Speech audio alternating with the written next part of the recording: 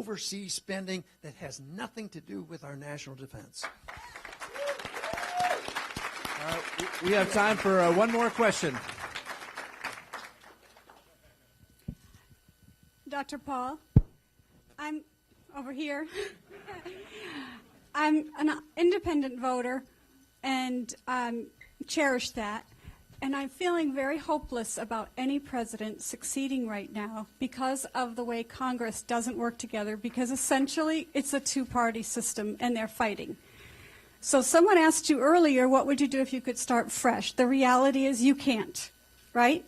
Can't what? You can't start fresh with Congress and... Okay, well, maybe I can give you a better answer if I didn't understand the other one. Okay, but go ahead, finish up. So with the Congress that you have and will have, depending on what will vote, how would you handle the competition and the fighting between the two sides? With difficulty. But with a new approach, completely new. Everybody knows what I'm talking about is different, because I have such a strange new idea. It's obeying the Constitution.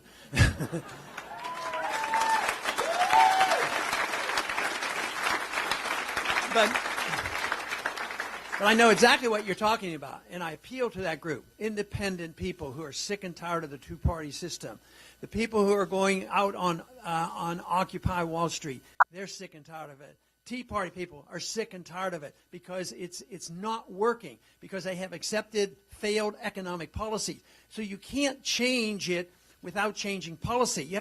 You can't tinker on the edges about foreign policy and say, well, we're going to cut this and here. We'll only go into 2 countries instead of 3. You have to decide whether we're the policemen of the world. And that's what has to be decided. Now, our fallacy over these many decades, when it was endless spending and we didn't have to be responsible, we kept re-electing the members of Congress, so the people have some responsibility too. They kept spending the money and they kept bringing the goods back to their districts, saying, look what I did, look what I did. But how did they do it? They had too much compromise. There were conservatives who spent money endlessly for their project. Liberals spent them for the other. There was no money, so they agreed to raise the national debt. So that was the wrong kind of compromise. I don't look at as what we need is more compromise. What we need is more coalition building.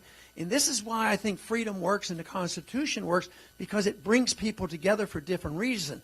People who understand freedom want to use their freedom the way they want in their personal lives, and other people want to use their freedom in their economic lives and spend their money as they see fit. So this would bring people together if they understand this.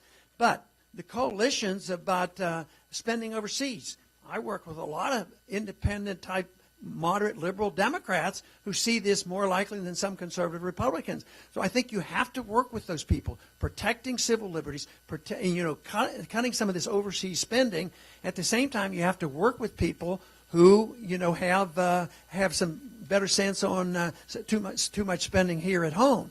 But if we continue to depend on deficit spending, there is no solution.